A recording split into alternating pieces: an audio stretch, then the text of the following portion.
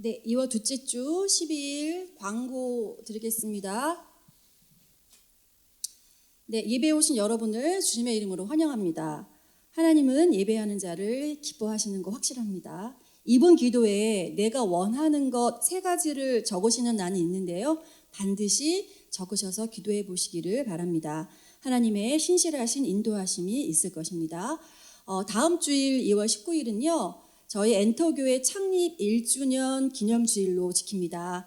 이날은 시간을 꼭 내시어서 우리 톡방에 들어있는 전교인분들이 꼭 참석하시기를 부탁드리고요. 1부 예배를 평상시보다는 조금은 간단하게 드리고 2부 축하하는 순서를 가지려고 합니다. 네, 기념품으로 컵을 만들었는데 네, 컵이 나왔어요. 그래서 여러분들 여기 앉아 계신 분들 아마 한 분도 빠짐없이 사진에 다 있는 것 같습니다. 컵에. 그래서 다음 주일에 드리겠습니다. 작년 목장 모임은 목요일 7시에 구글 미트로 저희가 지금 현재는 하고 있고요. 청년 목장 모임은 목사님 댁에서 금요일 7시에 직접 만나고 있습니다. 우선 순위를 두셔서 참석을 부탁드립니다. 각 가정의 경조사나 또 목사님 신방이 필요하신 분은 저나 목사님께 연락 주시기 바랍니다. 저는 3월부터 다시 신대원 2학년 공부가 시작되고요. 목사님은 3월부터 월요일은 백석 예대 강의 나가시고 화요일은 신촌에 있는 연세대 평생교육원 강의를 나가세요. 그래서 여러분들이 같이 목사님의 영육간의 강건함을 위해서 기도해 주시기를 부탁드립니다. 이상 광고였습니다. 예배가 경건해야 되는 건 맞는데 조용할 필요는 없어요. 예배는 사실 축전이에요. 부활의 기념을 우리가 기뻐하는 날이기 때문에 그래서 우리가 찬양을 할 때도 정말 기쁨에 넘치는 찬양이 됐으면 좋겠어요. 네. 그런 찬양이 되길 바랍니다. 우리 잠시 한번 눈을 한번 이렇게 감아 보실까요? 우리 하나님께 나아가기 위해서 우리 잠시 나의 분주한 마음, 내 분주한 영혼을 이 시간 잠시 하나님께 우리 초점을 맞추겠습니다. 참 하나님 뜻대로 살기 어려워요, 그렇죠? 하나님이 원하시는 삶을 참 살고 싶은데 잘 안 돼요. 당연합니다. 우리가 근본이 죄인이기 때문에 그래요. 그래도 이렇게 여러분들 예배 자리에 나오시니 하나님께서 얼마나 기뻐하시겠습니까? 우리 이 시간 성령님께 마음을 모으고요. 성령님, 이 시간 하나님께 전심으로 예배합니다. 하나님, 이 예배 자리에 이렇게 불러주셔서 너무나 감사합니다. 아버지, 내 예배를 받아주세요. 아버지, 살아오면서 해서는 안 될 말, 해서는 안 될 행동, 해서는 안 될 마음을 제가 품었던 것, 이 시간 하나님 다 자백합니다. 주님의 사랑으로 깨끗하게 용서해 주십시오. 우리 시간 잠시 침묵으로 이 예배에서 우리 성령님, 하나님 나를 만나주세요. 하나님 내 예배를 기쁘게 받아주세요. 우리 이 기도 잠시 한 1분 정도 우리 드리도록 하겠습니다. 기도합시다.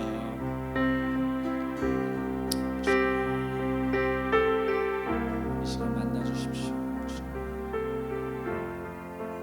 만나주시고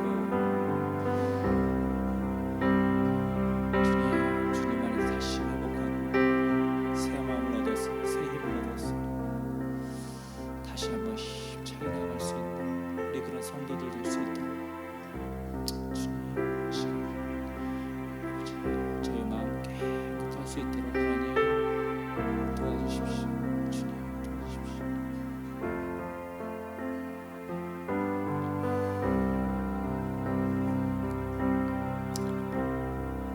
내 뜻대로 살기를 중단하고 하나님 뜻대로 살기를 내가 결정할 때 그때부터 우리는 하나님을 만나게 됩니다. 적극적으로 만나게 됩니다. 하나님을 만나면 내 인생의 방향이 달라질 수 있습니다. 길이 바뀔 수 있습니다. 우리 그런 하나님께 내 인생 맡겨야 되지 않을까요? 하나님 뜻대로 살겠습니다. 내가 내 고집대로 나 하고 싶을 대로 살았던 지금의 삶에서 하나님이 원하시는 그 삶, 그 길로 내가 방향을 전환합니다.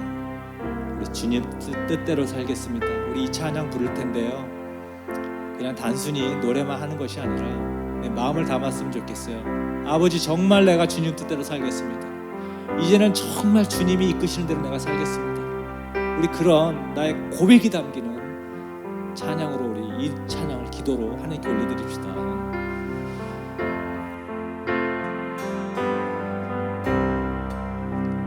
주님 뜻대로 살기로 했네. 주님 뜻대로 살기로 했네. 주님 뜻대로 살기로 했네. 뒤돌아서지 않겠네. 우리 주님 뜻대로 다시, 주님 뜻대로 살기로 했네.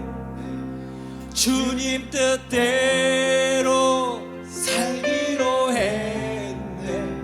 주님 뜻대로 살기로 했네. 뒤돌아서지 않겠네. 우리 자꾸만 뒤돌아보지 말고요, 미련 갖지 말고 주님 따라서 갑시다. 다른 거 보지 말고. 우리 이 세상 사람 날 몰라줘도, 이 세상 사람 날 몰라줘도, 이 세상 사람 날 몰라줘도 뒤돌아서지 않겠네. 세상 등지고 십자가 보내. 세상 등지고 십자가 보내. 세상 등지고 십자가 보내. 뒤돌아서지 않겠네. 아멘. 주님 뜻대로 살고, 내가 주님 뜻대로 살고자 할 때 우리 하나님께서 살 수 있도록 도와주겠다고 약속하셨습니다. 또 살 수 있는 능력도 주시겠다 그랬어요. 내 뜻대로 되지 않을지 모르지만 하나님께 의지하면 그렇게 할 수 있게 해주시겠다고 했거든요. 우리 다음 찬양, 나 같은 죄인 살리신, 이 찬양 부를 겁니다. 여러분들, 예수님 믿음에서 가장 기쁜 게 무엇입니까? 너무 좋은 게 뭐예요? 죄에서 자유로울 수 있는 거 아니에요? 얼마나 감사합니까? 죄 고백하기만 하면 깨끗하게 용서해 주신다고 하신 이 하나님의 은혜가 얼마나 좋은지 모르겠어요. 우리 나 같은 죄인 살리실 한번 같이 감사의 마음으로 불러보겠습니다. 나 같은 죄인 살리신 주 은혜 놀라워.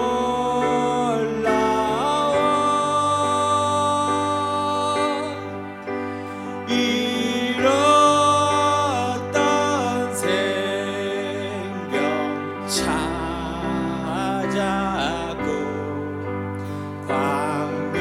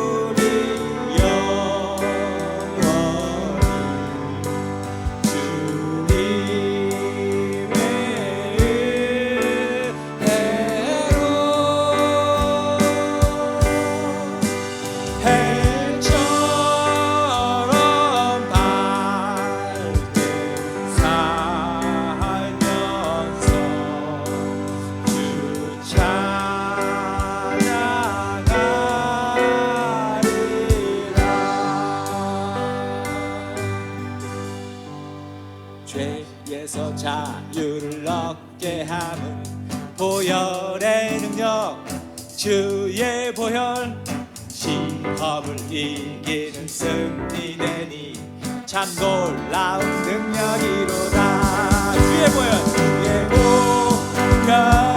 능력이로다 주의 피 믿으오 주의 보혈 그 어린 양의 매우 귀중한 피로다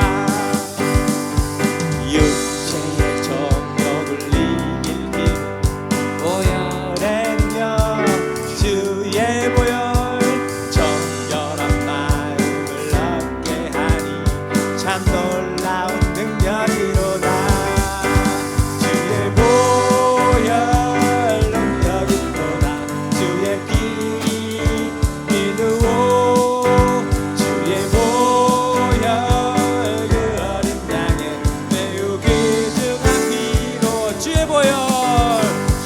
보혈 능력이로다 주의 피 믿으오 주의 보혈 그 어린 양의 매우 귀중한 피로다 눈보다 더 이게 밝히는 것 보혈의 능력 주의 보혈 부정한 모든 것 밝히시니 참 놀라운 능력이로다 주의 보혈 능력이로다 주의 피 믿으오 주의 보혈 그 어린 양의 매우 귀중한 피로 주의 보혈 능력이로다 주의 피 믿으오 주의 보혈 그 어린 양의 매우 귀중한 피로다 주의 보혈 능력이로다 주의 피 믿으오 주의 보혈 그 어린 양의 매우 귀중한 피로다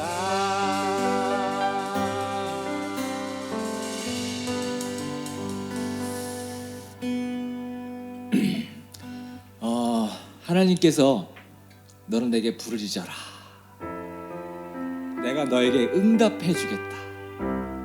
그뿐만 아니라 네가 알지도 못하고 경험하지도 못했던 크고 비밀한 일을 내가 너에게 보여주겠다. 하나님의 약속이 있거든요. 부르짖어라. 내가 응답하겠다.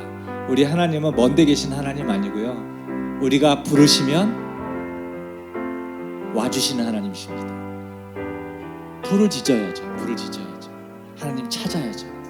우리가 찾지 않아서 못 만나거든요. 우리 하나님의 음성을 듣는 저와 여러분이 됐으면 좋겠습니다. 우리 찬양 시편 40편 찬양인데요.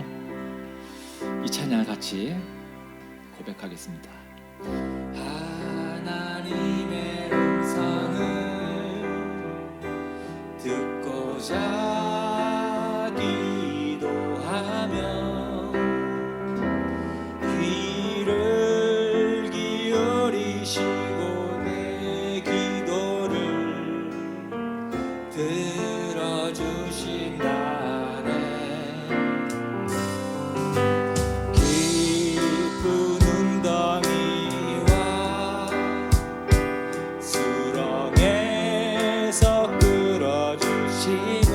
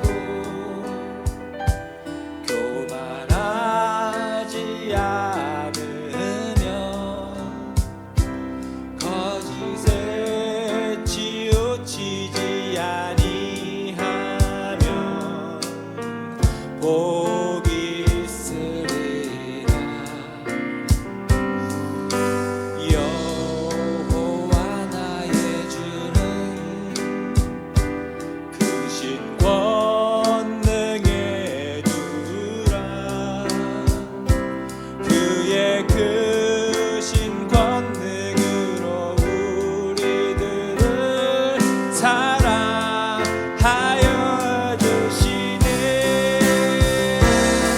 새 노래로 부르자 랄랄라 하나님께 올릴 찬송을.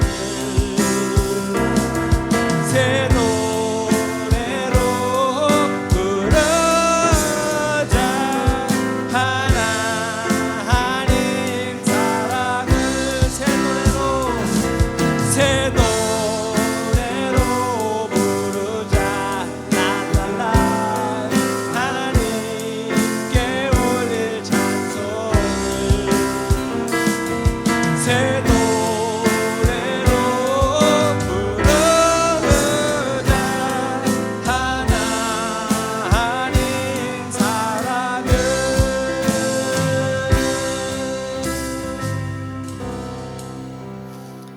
네, 우리 박예노 우리 형제 우리 봉원 하나님 아버지, 오늘도 이렇게 교회에 나와서 예배드릴 수 있는 것에 감사드립니다. 한 주가 아무 일 없이 잘 지내온 것에 감사드리고, 아침마다 일어나서 큐티하고 성경 한 줄씩 쓰면서 하루를 시작하는 것이 은혜가 되는 것 같습니다. 방학 동안 집과 학교에서 계속 공부하고 있는데 항상 집중해서 할 수 있도록 해주셔서 감사합니다. 오늘 예배 잘 드릴 수 있도록 엔터교회 분들 인도하여 주시고, 설교 말씀을 귀 기울여 들을 수 있도록 하셔서 하나님 말씀을 마음속에 깊이 새길 수 있도록 도와주세요. 아멘. 다음 주는 엔터교회 창립 1주년입니다. 많은 분들이 예배에 나오셔서 함께 기뻐하고 하나님께 영광 돌리는 시간 될 수 있도록 도와주세요.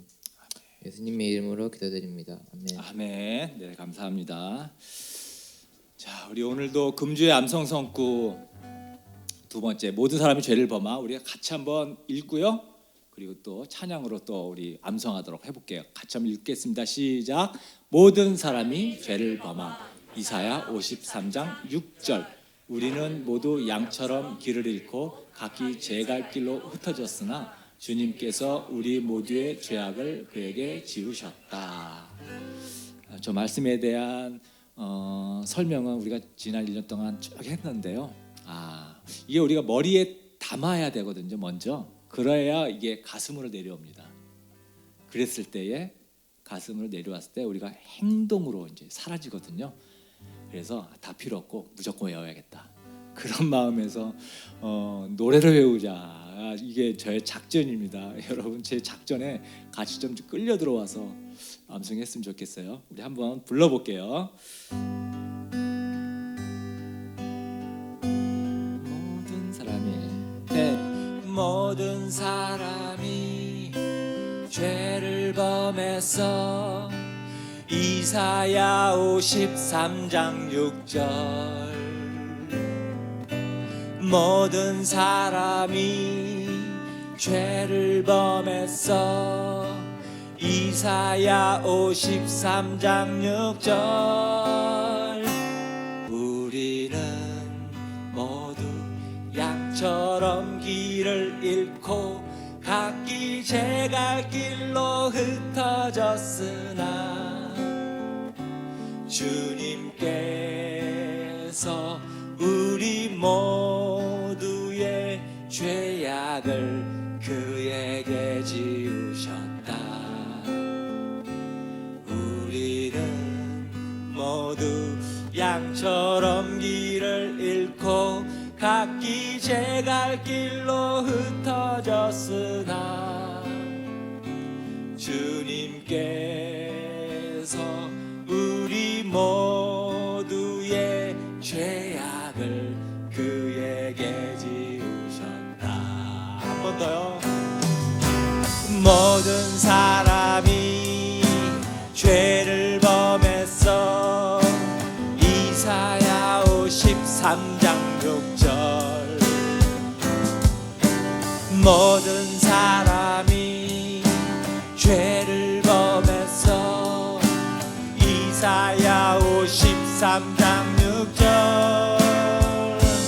우리는 모두 양처럼 길을 잃고 각기 제 갈 길로 흩어졌으나 흩어졌으나 주님께서 우리 모두의 죄악을 그에게 지우셨다. 우리는 모두 양처럼 길을 잃고 각기 제갈 길로 흩어졌으나 주님께서 우리 모두의 죄악을 그에게 지우셨다. 자, 우리 죄의 결과 이사야 59장 2절인데 우리 한번 같이 또 읽어볼게요. 자, 시작. 죄의 결과 이사야 59장 2절. 오직 너희 죄악이 너희와 너희의 하나님 사이를 갈라놓았고 너희의 죄 때문에 주님께서 너희에게서 얼굴을 돌리셔서 너희의 말을 듣지 않으실 뿐이다.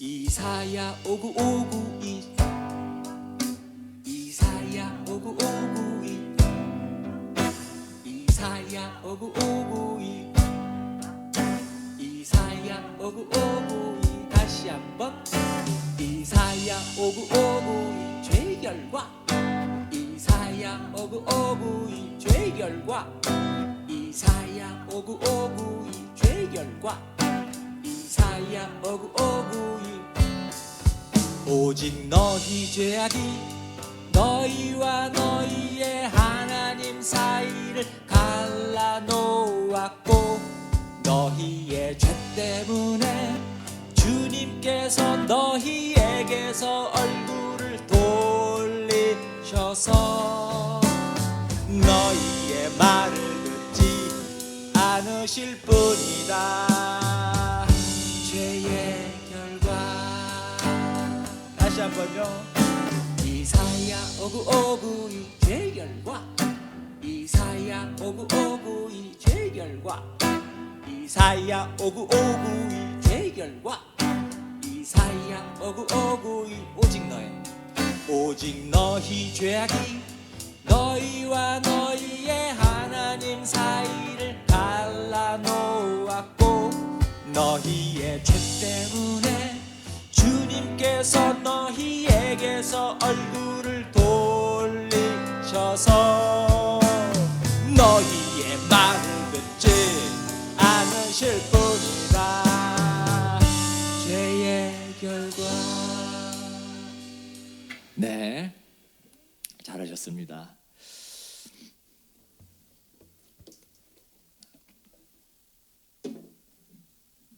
우리 오늘 함께 나눌 하나님의 말씀을 이제 같이 보도록 할게요.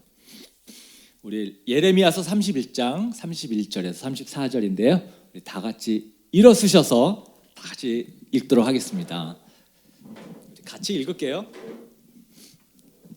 시작. 그때가 오면 내가 이스라엘 가문과 유다 가문에 새 언약을 세우겠다. 나 주의 말이다. 그것은 내가 그들의 조상의 손을 붙잡고 이집트 땅에서 데리고 나오던 때에 세운 언약과는 다른 것이다. 내가 그들의 남편이 되었어도 그들은 나의 언약을 깨트려 버렸다. 나 주의 말이다. 그러나 그 시절이 지난 뒤에 내가 이스라엘 가문과 언약을 세울 것이니 나는 나의 율법을 그들의 가슴 속에 넣어주며 그들의 마음판에 새겨 기록하여 나는 그들의 하나님이 되고 그들은 나의 백성이 될 것이다. 나 주의 말이다. 그때는 이웃이나 동포끼리 서로 너는 주님을 알아라 하지 않을 것이니 이것은 작은 사람으로부터 큰 사람에 이르기까지 그들이 모두 나를 알 것이기 때문이다. 내가 그들의 용서하고 그들의 죄를 다시는 기억하지 않겠다. 네, 아멘. 네, 하늘 복 많이 받으세요. 네, 땅의 복 많이 받으세요. 네, 우리가 이 축복의 말이 그대로 전해진다. 제가 이 교회를 다니고 신앙생활을 하면서 많은 분들, 특히 이제 청년들도 그렇고요, 이 구원에 대해서 확신이 없는 사람들을 너무 많이 보게 되는 것 같아요. 교회를 다니고 신앙생활을 하면서도 구원의 확신을 갖지 못하고 신앙생활 하니까 얼마나 힘들까 싶은 거죠. 확신이 없으면 우리가 항상 힘들잖아요. 그러니까 내가 하나님을 믿고 하나님의 자녀가 됐는데도 불구하고 내가 천국 갈까? 정말 갈 수 있을까? 이런 생각들. 나 지옥 가는 거 아닐까? 이렇게 확신이 없는 이제 삶인 거죠, 이게. 이런 상황에서 신앙생활을 하니까 너무 안타까운 거예요. 왜 그럴까요? 이게 왜 그런 걸까요, 도대체? 왜 그런 생각을 가질까요? 성경에 의하면 크게 두 가지거든요. 먼저 사람들이 왜 구원의 확신을 못 갖냐면 이게 이제 죄 때문이거든요. 하나님 앞에 우리가 늘 회개해야 돼요. 사실 회개하는 것이 굉장히 불쾌감을 갖는단 말이에요. 우리가 도대체 뭘 그렇게 내가 잘못해서 자꾸 회개하냐, 이 기독교는. 근데 우리가 회개가 없으면 우리는 사실은 이 기독교의 진수를 맛볼 수 없는 것입니다. 왜 세상에서는 해결을 할 수가 없거든요, 죄 문제를. 근데 우리는 하나님께서는 우리가 언제든지 너희가 자백하면 다 용서해 주시겠다고 약속하셨거든요. 근데 이제 내가 하나님 앞에 이 해결해야 될 죄 문제가 있는데 우리가 이걸 해결하지 않고 계속 민기적 되면서 계속 가지고 사는 거예요. 그럴 때 구원의 확신에 의심이 들기 시작하거든요. 왜냐하면 사단이 이럴 때 공격하는 거예요. 네가 교회 다닌다고 하면서 네가 그게 말이 되냐? 네가 그러고도 크리스찬이라고 할 수 있냐? 이게 이제 사단이 공격하는 거거든요. 그래서 내가 어떤 이런 구원의 확신이 이런 흔들린다 그러면 내가 빨리 회개하고 하나님께 돌아가야 되겠구나, 이렇게 생각하시면 됩니다. 이게 많은 부분이 이 문제예요. 하나님께 빨리 해결되지 않는 어떤 죄 문제. 그리고 이거보다 더 많은 문제가 있습니다. 이거보다 더 많은 문제가 뭐냐면 내가 구원의 확신에 대한 근거가 없는 거예요. 대부분 자기 느낌, 감정에다 둡니다. 구원 받은 것 같아. 이게 느낌이거든요. 감정이요. 자기 감정에 따라서 어떨 때는 구원 받은 것 같기도 하고 어떨 때는 아닌 것 같기도 하고. 이게 감정과 느낌에 따라서 이 흔들리는 거예요. 그러니 이렇게 흔들리니 어떻게 신앙생활, 하나님이 주시는 이 모든 축복을 어떻게 누리겠습니까? 못 누리죠. 제한적으로 누리는 거죠. 너무 안타까운 거예요. 그러니까 어쩌다가 이제 막 이렇게 설교를 듣거나 유튜브에서 좋은 어떤 말씀을 딱 듣게 되면 막 너무 은혜 받았어, 좋아요. 그래서 천국 갈 것 같고 나는 구원받은 것 같아요. 근데 그러다가도 딱 뒤돌아서서 가족 중에 엄마랑 한번 대판 싸운다든가 아내랑 싸운다든가 자기 자녀나 또 형제끼리 별거 아닌 것 같고 얼굴 붉히면서 한번 싸우고 나면 천국 가긴 다 긁는 것 같아요. 내가 어떻게 이러고도 내가 자격이 있나 이런 싶은 생각이 드는 거예요. 왜 그래요? 감정 때문에, 감정에다 두니까 그런 거예요. 감정에다 둘 것이 아닙니다. 우리의 구원의 이 확신은, 근거는 우리의 느낌, 감정이 아니고 하나님의 약속에 드는 거예요. 하나님의 약속. 이게 좋은 거예요. 이게 좋은 거. 이게 이제 우리 계약서랑 같은 생각하시면 됩니다. 우리가 계약서에 딱 한번 도장 찍으면 내 감정과 느낌에 따라서 변합니까? 아니잖아요. 하나님께서 우리하고 맺은 이 구원의 확신은 계약에 의해서 우리가 맺어진 약속이기 때문에 우리 감정하고는 사실 아무 관계 없어요. 흔들릴 필요가 없다는 거예요. 제가 99년도에 결혼했습니다. 근데 이제 2000년도쯤 돼가지고 제가 집을 샀단 말이에요. 그 당시에 IMF 때문에 막 미분양 사태가 엄청났고요. 정말 32평 아파트 8천만 원, 9천만 원 막 이럴 때였어요. 막 헐값에 막 건설사들이 막 넘어가니까 그때 제가 아파트를 하나 계약을 했던 거죠. 미분양 아파트. 16층짜리 뭐 아파트 뭐 건물 터 잡기 할 때이기 때문에 뭐 건물이 어떻게 생겼는지 뭐 보지도 못했고요.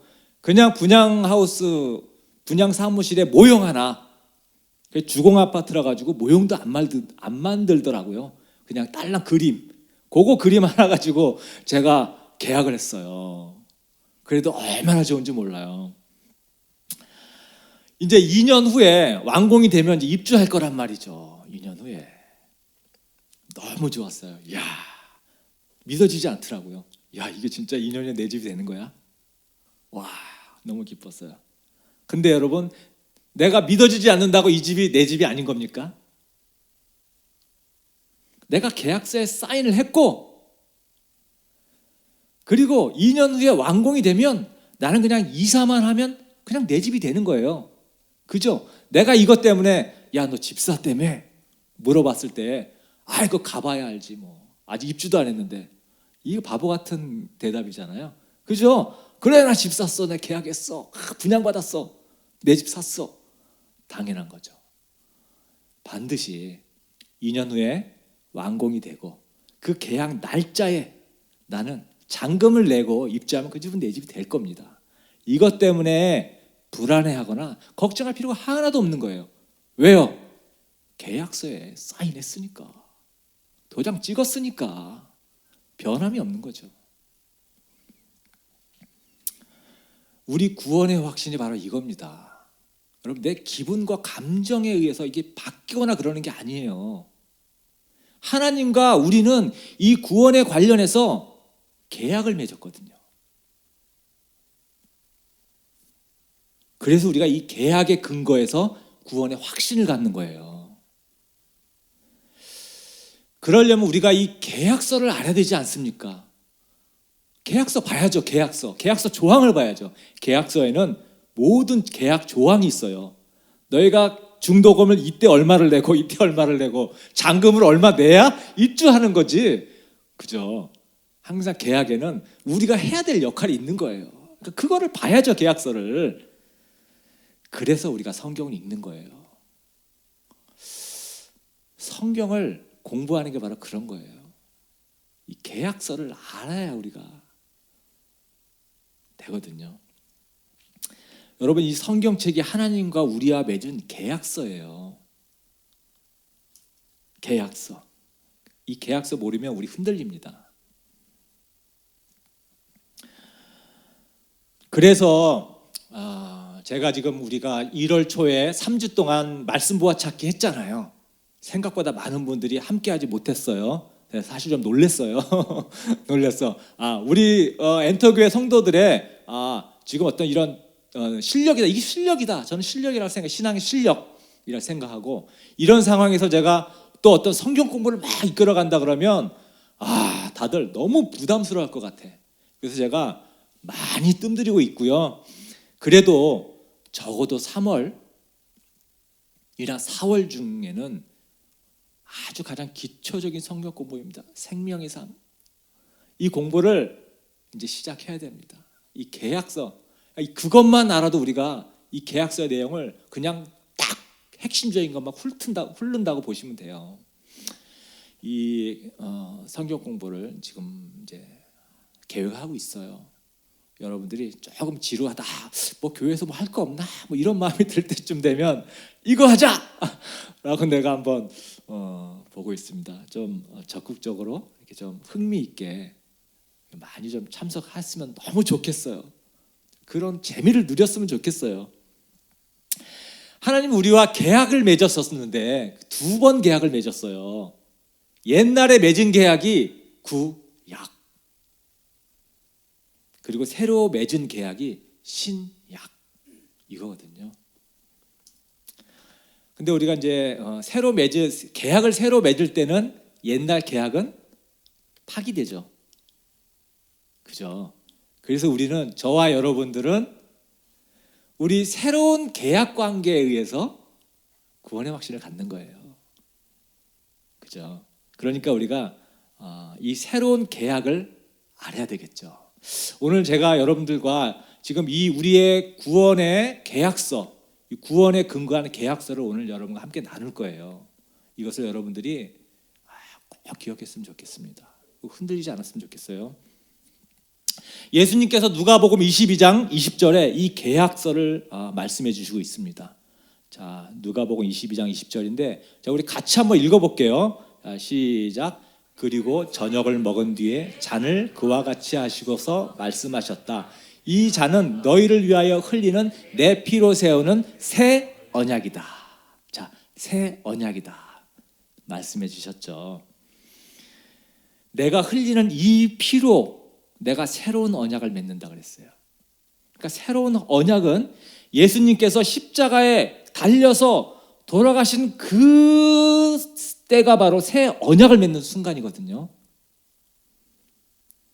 우리와 새로운 언약, 계약서를 쓴 그 시점이 십자가에 돌아가실 때 방울방울 흘리신 피로 인해서 새 계약을 맺었고요. 우리는 그 새 계약에 의해서 우리는 새로운 삶을 살 수 있게 됐어요.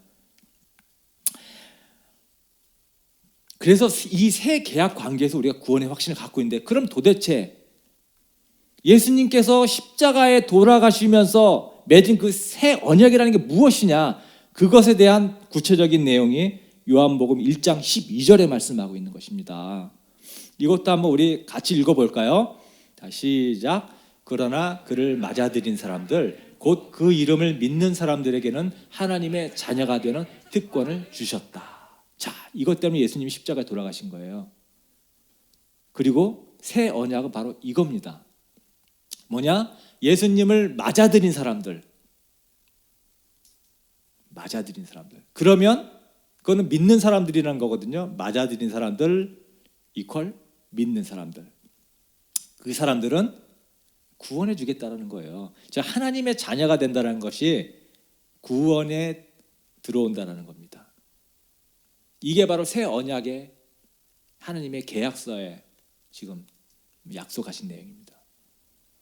자, 내가 예수님을 내 입으로 열어서 내가 예수님을 나의 주님으로 나의 구세주로 내가 믿겠습니다 라고 여러분들이 예수님을 처음 믿기로 했을 때 이 고백을 했다면 여러분 계약서가 성립이 된 거예요. 내가 원하지 않으면 절대 그런 말 못합니다. 여러분들이 아닌 것 같지만 그 성령님이 다 인도해 주신 거예요. 그래서 입술을 열어서 고백한 거예요. 그랬으면 계약이 이미 다 성립이 됐어요.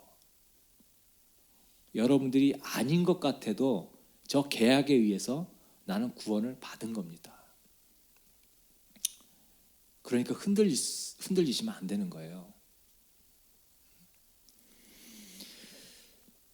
자, 맞아들인다는 게 뭐였어요? 여러분들이 예수님 믿을 때 예수님을 막 거부하고 배척했습니까? 저 맞아들인다는 게 옛날 번역은 영접한다라고 되어져 있어요. 예수님을 영접하는 사람들. 근데 영접이란 단어가 좀 무서워요. 사실은 조금 왠지 막 영적으로 뭔가 막 이게 무당처럼 뭔가 막 만나고 막 신비로운 막 그런 이상한 무서운 그런 영적인 접신 막 이런 거 아닌가 그런 생각이 드는데 지금 세 번역이 참 좋은 것 같아요. 예수님을 내가 맞아들인다.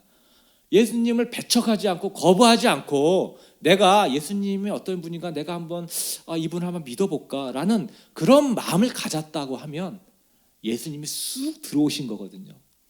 내가 문 밖에 서서 문을 두드리노니 누구든지 문만 열면 우리가 문을 열 때 예수님 들어오세요. 빨리 들어와야 됩니다 하고 문 여는 사람 없어요. 문을 조금만 열어도 들어오게 돼 있는 거거든요. 그러니까 여러분들이 마음에 조금만 열고 문만 열면 예수님이 들어오시겠다는 거거든요. 만약에 여러분들이 그렇게 문을 열고 내가 예수님을 막 거부하고 배척하지 않고 내가 맞아들였다면 예수님과의 계약은 끝난 거예요. 하나님의 자녀가 된 거예요. 우리 지난주에 자녀의 특권 얘기했죠. 하나님과 내가 윤석열 대통령은 만나지 못하지만 대통령보다 더 위대하신 이온 천하 만물을 지으신 하나님과 직통 문자가 된다는 거. 이 특권. 왜? 자녀이기 때문에. 그래서 이런 계약에 이렇게 되어져 있기 때문에 저게 지금 계약에 써 있는 거기 때문에 우리가 예수님을 내가 마음속으로 맞아들이면 하나님의 자녀가 됐다. 자녀가 됐다. 그 특권을 내가 가지게 됐다. 자, 이것은 내 감정과 기분에 따라 달라져요? 아니요, 절대 달라지지 않는 거예요. 그래서 하나님의 자녀가 됐다라고 내가 확신을 가질 수 있는 거예요. 계약서에 써 있기 때문에. 이 집이 정말 내 집이 될까? 의심하지 않는 것처럼. 자, 이게 이렇게 하나님과 계약서고, 이 계약에 의해서 하나님이 우리에게 주시는 이제 세 가지를 여러분과 나눌 겁니다. 이 계약에 의해서 정말 내 삶이 어떻게, 이제 계약 조항을 좀 볼 거예요. 옛날과 지금의 새 계약서가 어떻게 다른 것인가. 우리 오늘 아까 읽은 예레미야 33장 31절이 바로 그것이거든요. 31절에 보면 이렇게 예레미야가 얘기하고 있어요. 그때가 오면 이 그때는 예수님을 얘기하는 거거든요. 그때가 오면 내가 이스라엘 가문과 유다 가문에 새 언약을 세우겠다. 자, 새 언약 얘기가 나오죠. 이 말이 예수님이 태어나기 전에 600년 전에 지금 예언된 말이에요. 예레미야 선지자는 예수님이 태어나기 전에 약 650년 전에 태어나셔서 50살 때쯤에 이 예언의 말을 했습니다. 너무나 구체적이어가지고 깜짝 놀랄 정도죠. 예레미야뿐만 아니라 약 40여 명이 예수님에 대한 예언을 했어요. 1000년에 걸쳐서. 그 중에 지금 하나만 지금 보는 거예요. 예레미야 선지자. 예레미야가 이 약속이 얼마나 확실한 약속인지, 하나님께서 이 약속이 얼마나 중요한 약속이고 이 약속을 내가 반드시 이루겠다라고 하는 그 약속의 보증을 어찌나 확실하게 해주셨는지, 이 지금 보십시오. 우리가 어떤 이 세상에서도 우리가 계약을 할 때는 도장 찍잖아요. 도장이 중요하잖아요. 그러면 도장의 그 직함이 누구냐가 중요해요. 대부분 보면은 회사면 회사의 대표직임이 찍힙니다. 왜? 그래야 우리가 인정해줘. 그죠? 학교 같으면 학교 학장의 도장 딱 찍어줘야 우리가 인정해요. 왜? 그 권위. 제일 높은 사람. 아니면 우리가 말로라도 우리 아빠 이름 걸고 내가 맹세한다. 그죠? 내 아버지의 이름을 욕칠하지 않겠다. 그런 거잖아요. 우리는 맹세할 때도. 심지어는 내가 하나님의 이름을 걸고 맹세한다. 이런 경우도 있는데, 그러면 하나님은 누구의 이름을 걸고 맹세해야 돼요? 하나님보다 높은 사람이 없어서 하나님은 하나님의 이름을 걸고 맹세하는 거예요. 그래서 성경에서 내가 내 이름을 걸고 말하노니 그러면 이거는 엄청난 그 보증의 말씀이거든요. 근데 지금 우리가 읽은 31절에서 34절을 보면 31절 제일 마지막에 나 주의 말이다. 32절에도 나 주의 말이다. 33절에도 나 주의 말이다. 34절에도 나 주의 말이다. 지금 이 약속이 얼마나 중요한 약속이고 내가 반드시 지킬 것이라고 하는 그 확신을 위해서 매 절마다 지금 하나님 자신의 이름을 걸고 지금 약속하고 있는 거예요. 왜? 너무 중요한 약속이라는 거예요. 이 계약이 너무 중요하다는 거예요. 그리고 내가 반드시 이룰 것이다 라는 약속이에요. 그러면서 32절서부터 계약 내용이 나옵니다. 32절, 이것은 내가 그들의 조상의 손을 붙잡고 이집트 땅에서 데리고 나올 때 세운 언약과는 다르다. 자, 구약의 언약과는 다르다라고 얘기를 했어요. 구약은 언제 세워졌죠? 모세가 이스라엘 데리고, 모르시는 분들이 있으니까 이스라엘이 400년 동안 이집트의 종으로 살았습니다. 역사적 사실이죠.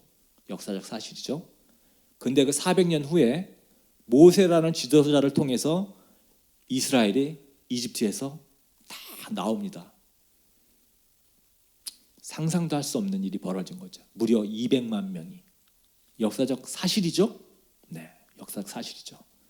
그때 이스라엘 사람들이 이집트에서 나올 때, 그때 하나님께서 모세를 통해서 이 옛 계약서를 작성해요. 그 계약서에 우리가 잘 아는 10계명이 그 계약서 중에 일부분입니다. 근데 이 구약의 계약은 뭐라면요, 조건부 계약이었어요. 구약은요, 조건이 많았어요.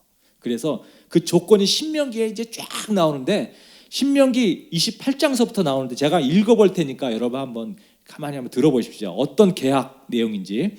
당신들의 하나님의 말씀을 귀담아 듣고 내가 오늘 당신들에게 명한 이 모든 명령을 주의 깊게 지키면 주 당신들의 하나님이 당신들을 세상의 모든 민족 위에 뛰어나게 하실 것입니다. 당신들이 주 하나님의 말씀을 순종하면 이 모든 복이 당신들에게 찾아와서 당신들을 따를 것입니다. 당신들은 성읍에서도 복을 받고 들에서도 복을 받을 것입니다. 당신들의 태가 복을 받아 자식을 많이 낳고 땅이 복을 받아 열매를 풍성하게 내고 집 짐승이 복을 받아 번식할 것이니 소도 많아지고 양도 새끼를 많이 낳을 것입니다. 당신들의 곡식 광주리도 반죽 그릇도 복을 받을 것입니다. 이런 계약을 잘 지키면 이런 축복을 주겠다고 약속하시고요. 그리고 이제 이 계약을 지키지 못했을 때에 15절서부터 이제 벌조항이 나와요. 제가 몇 개만 읽어볼게요. 그러나 당신들이 당신들의 하나님의 말씀을 듣지 않고 또 내가 오늘 당신들에게 명한 모든 명령과 규례를 지키지 않으면 다음과 같이 온갖 저주가 당신들에게 닥쳐올 것입니다. 당신들은 성읍에서도 저주를 받고 들에서도 저주를 받을 것입니다. 당신들의 곡식 광주리도 반죽 그릇도 저주를 받을 것입니다. 당신들의 몸에서 태어난 자녀와 당신들 땅의 곡식과 소새끼와 양새끼도 저주를 받을 것입니다. 당신들은 들어와도 저주를 받고 나가도 저주를 받을 것입니다. 계약을 어겼을 때 이런 저주가요, 한도 끝도 없이 나와요. 여러분 28장 신명기 한번 읽어보십시오. 얼마나 많은 계약 조항 내용이 있는지. 이렇게 이스라엘과 계약을 맺었거든요, 하나님이. 근데 이스라엘이 이거를 못 지키거든요. 그러니까 맨날 하나님한테 쥐어 터지죠. 맨날 쥐어 터져요. 그래서 결국 어디까지 가요? 나라가 망하는 데까지 가죠. 흔적도 없이 사라져 버렸죠, 이스라엘이. 그 기간이 한 1500년 되죠. 이스라엘이 나라 없이 살았던.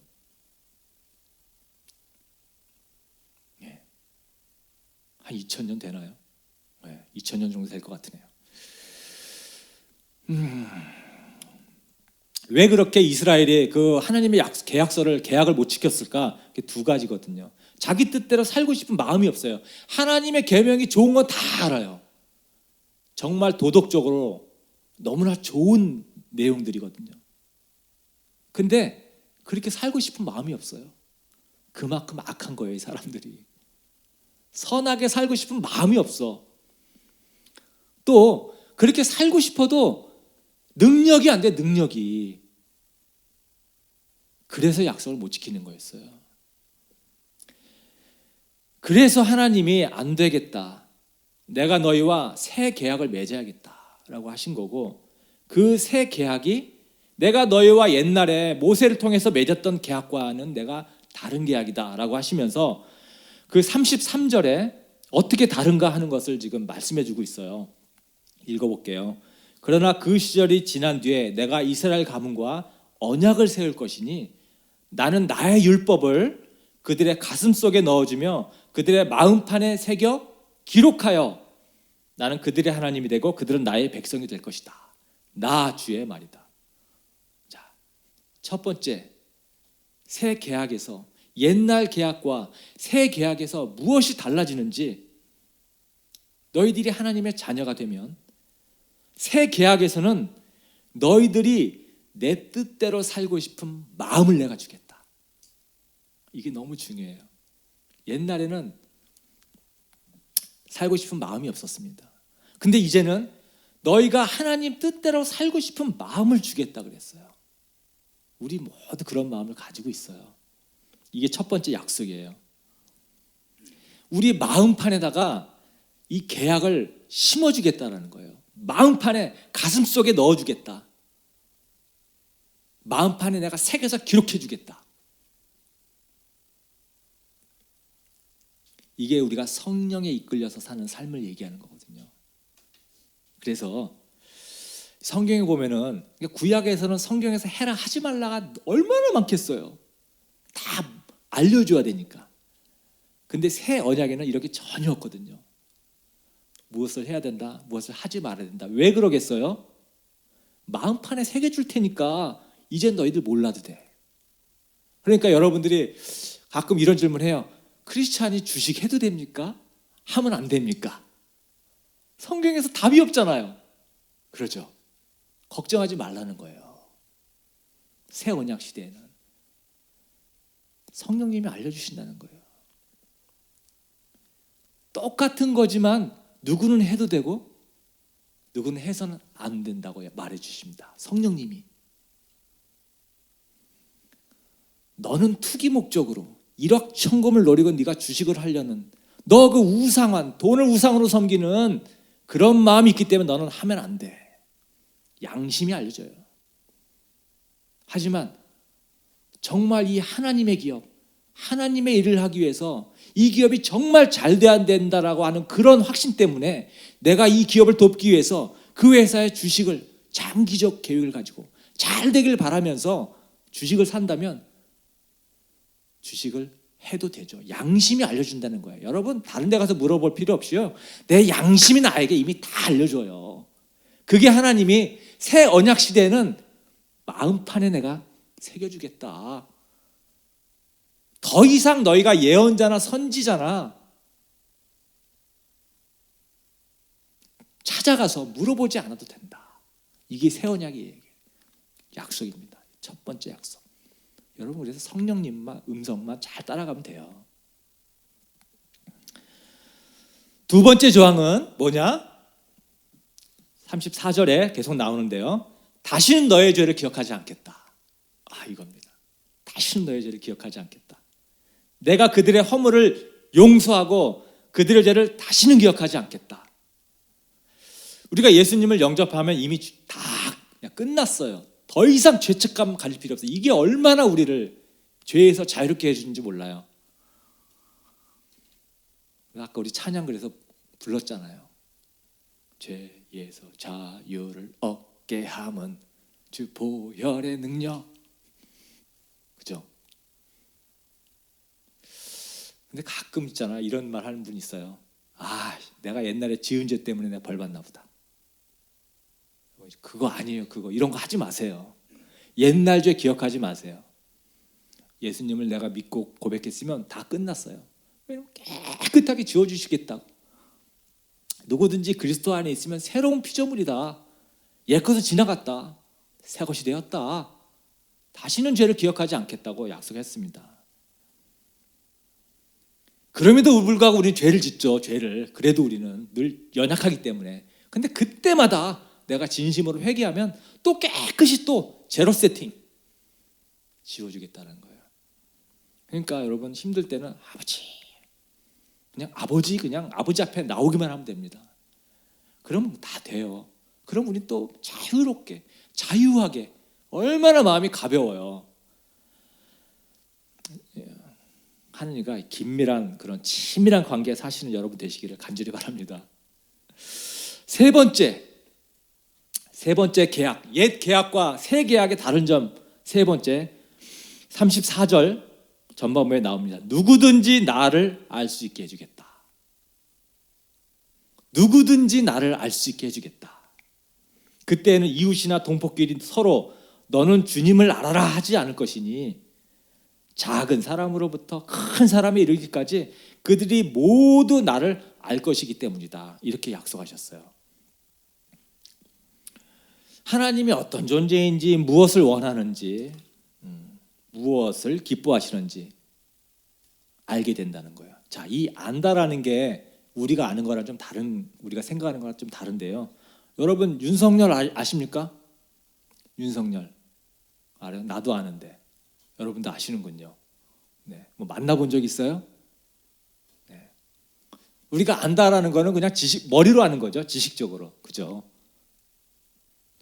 근데 여기서 지금 하나님께서 너희들이 모두 나를 알 것이다 라고 하는 것이 이런 아는 게 아니고 이 안다라는 거는 다른 거예요. 원어의 뜻이. 여러분 성경의 그 아담과 하와 창세기에 보면은 옛날 번역에 이렇게 되어 있어요. 아담이 하와를 안즉. 근데 이것이 지금 새 번역에는 어떻게 되어 있냐면 아담이 하와와 동침한즉. 여기서 지금 너희들이 모두 나를 알 것이다 하는 이 안다라는 거는 체험을 얘기하는 거예요. 체험에서 하는 거예요. 그래서 난 윤석열 알아. 그러면 내가 만나서 같이 밥을 먹었던가 뭔가 그 사람과 어떤 썸씽이 있었던 그걸 얘기하는 거예요. 그러니까 지금 작은 사람부터 큰 사람까지 모두 나를 알 것이다 라고 하는 거는 예전에는 선지자나 왕이나 제사장들만이 하나님을 체험할 수 있었어요.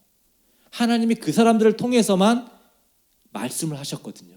근데 이제는 새 언약, 새 계약 아래서는 하나님의 자녀는 누구든지 나를 체험할 거다라는 거예요. 내가 만나주겠다. 다이렉트로 만나주겠다. 왜? 이제는 누구나 다 왕 같은 제사장이니까. 왕, 제사장이니까. 우리는 왕이고 제사장이에요.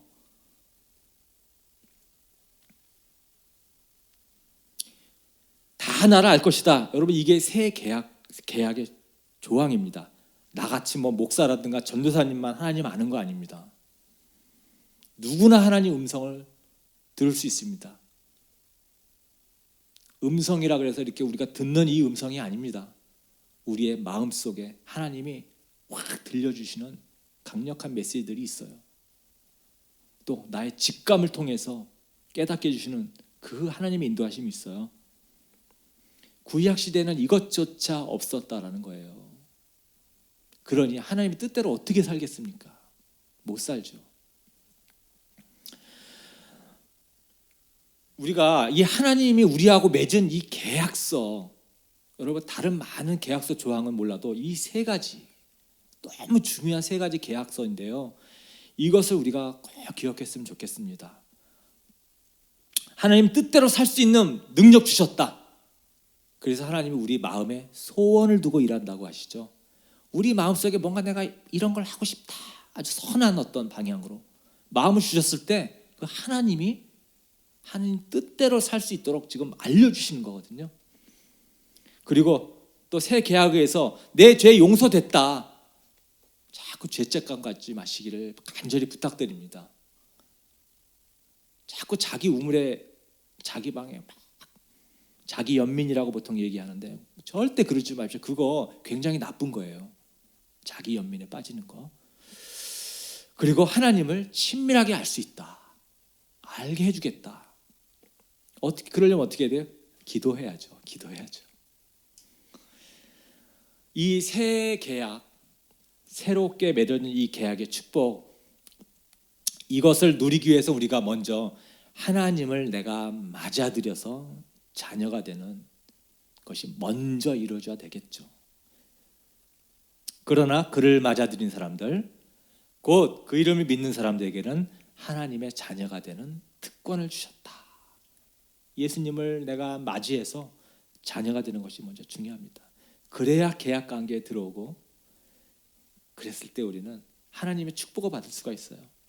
그리고 여러분, 내가 처음에 얘기했던 것처럼 우리가 이 계약에 의해서 내 구원이 이루어진 거기 때문에 여러분 감정이나 느낌과 관계없이 흔들리지 마십시오. 흔들리지 마십시오. 흔들릴 때는 딱 두 가지만 기억하면 됩니다. 아, 내가 아직 하나님 앞에 회개하지 않은 어떤 죄 문제가 있나? 또 사단이 나한테 지금 내를 막 마음을 흔들어 놓고 있구나. 이렇게 생각하시면서 하나님의 자리로 오시면 됩니다. 여러분 어떤 계약 밑에 사나 우리가 이 세 가지를 꼭 기억했으면 좋겠습니다. 하나님은 절대 멀리 계시지 않습니다. 멀리 계신 나랑 전혀 상관없는 그런 하나님이 아니세요. 늘 내 옆에서 나를 위로해 주시고 나를 도와주시고 필요할 땐 지혜도 주시고 늘 나와 가까이 하기를 간절히 원하시는 하나님이십니다. 그래서 우리 이 구원에 대해서 이 믿음의 근거, 느낌과 우리 나의 어떤 감정에 두지 말고 이 계약에 의해서 우리가 확실하게 도장을 찍은 것, 계약 관계라는 것을 우리가 기억하시면서 성경 공부도 하시고 신앙생활도 더 축복 받으시면 하시는 그런 성도님들 되시기를 예수님의 이름으로 부탁드리겠습니다. 네, 우리 결단 찬양 부를 텐데 우리 오신실하신 주를 한 번 더 부를까 합니다. 이렇게 약속을 해주신 하나님은 신실하신 분이시거든요. 하나님이 얼마나 신실하신지 약속하신 꼭 지켜주신 하나님이십니다. 이 새로운 계약에 의해서 하나님은 이 계약을 그대로 우리에게 지켜주시거든요. 그래서 우리가 이 신실하신 하나님을 믿고 매 삶에서 승리하셨으면 좋겠습니다.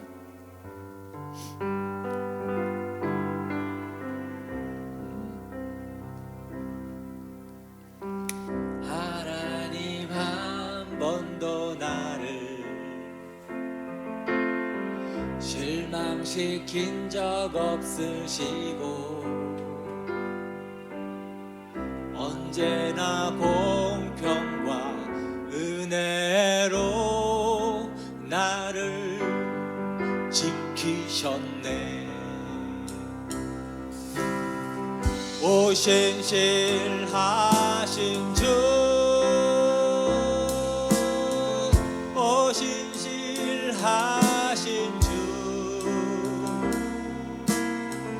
내 너를 떠나지도 않으리라. 내 너를 버리지도 않으리라. 약속하셨던 주님, 그 약속을 지키사 이후로도 영원토록 나를 지키시리라 확신하네. 지나온 모든 세월들 돌아보아도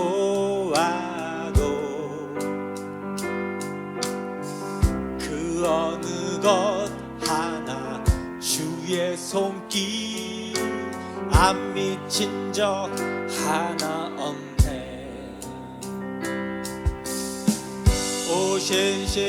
오신실하신 주,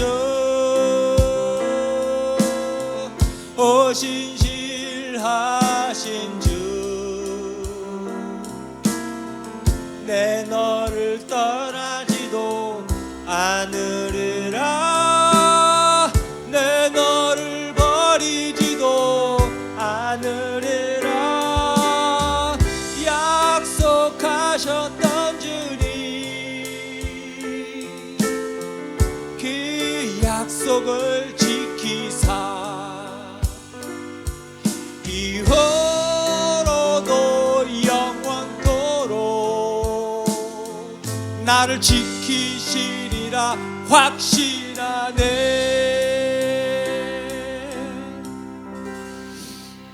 우리 잠시 눈을 감으시고 우리가 말씀을 듣고 항상 결단이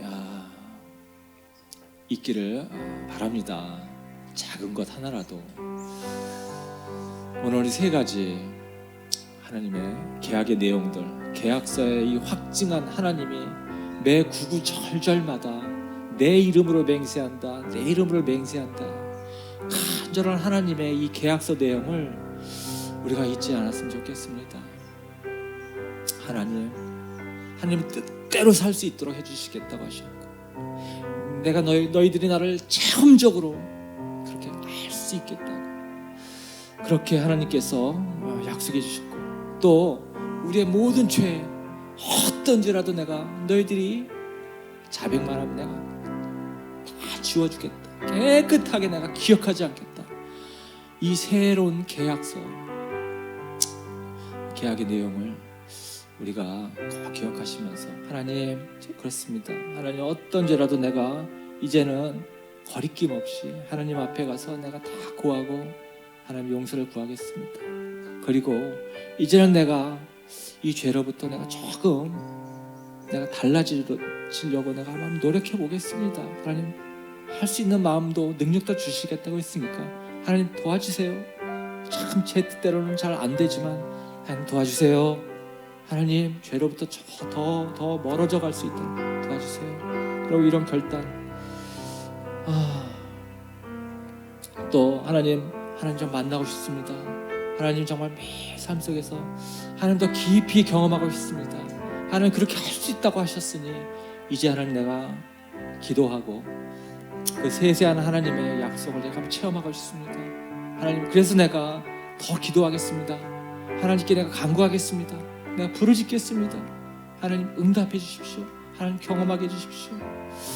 우리 이런 고백들을 우리 한번 입술을 열어서 하나님께 기도하겠습니다. 기도합니다. 아버지 감사합니다. 우리에게 이렇게 주님의 약속을 주시고 약속 가운데 확신을 가지고 살 수 있도록 아버지요 보증해 주시니 얼마나 감사한지 모릅니다.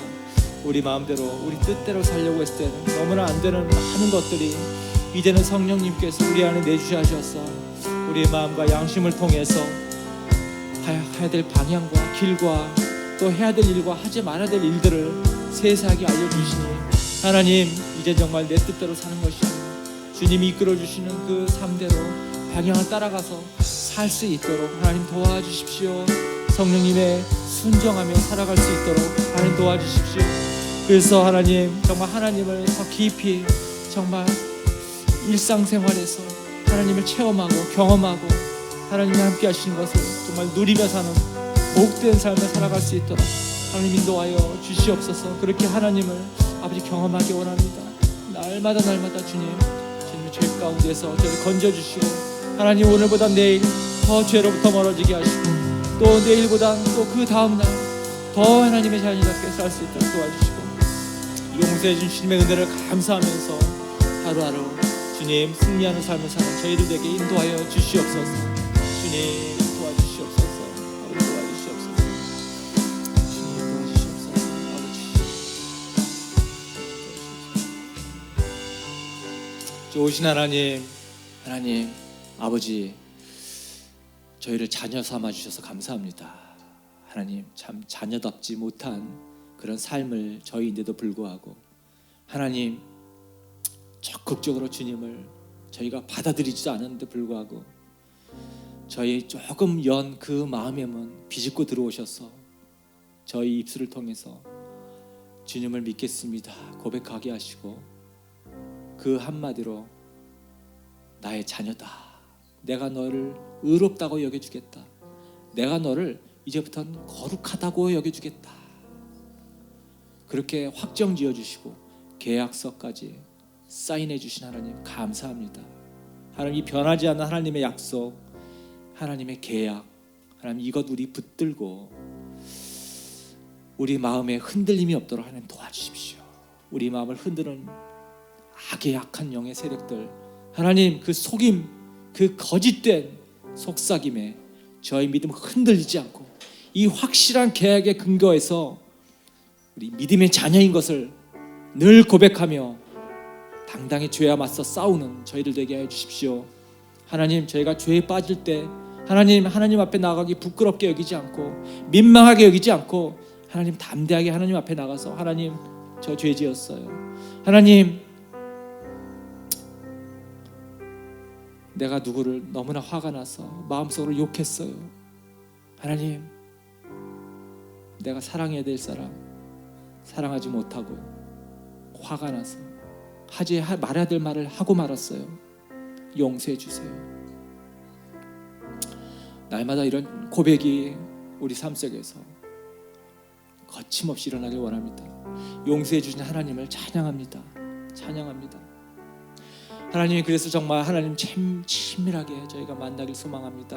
주님 기도하면 주님 응답해 주시고 간구하면 응답해 주시고 하나님 만나 주시고 음성으로 들려주신 그 하나님을 우리가 풍성하게 체험하면서 정말 이 신앙생활이 얼마나 행복하고 즐거운 일인지를 우리 엔터교회 성도 여러분 모두 다 경험하고 체험하기를 간절히 바랍니다.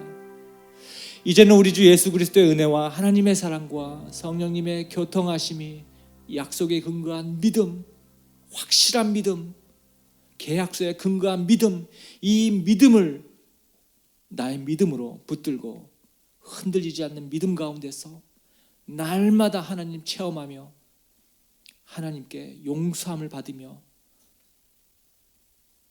죄 가운데 승리하는 삶을 살기로 결단하는 우리 엔터교회 성도 한 사람 한 사람 머리 위에 또 간절히 기도하는 믿지 않는 가족들 위에 이제로부터 영원토록 함께 하시기를 간절히 축원하옵나이다.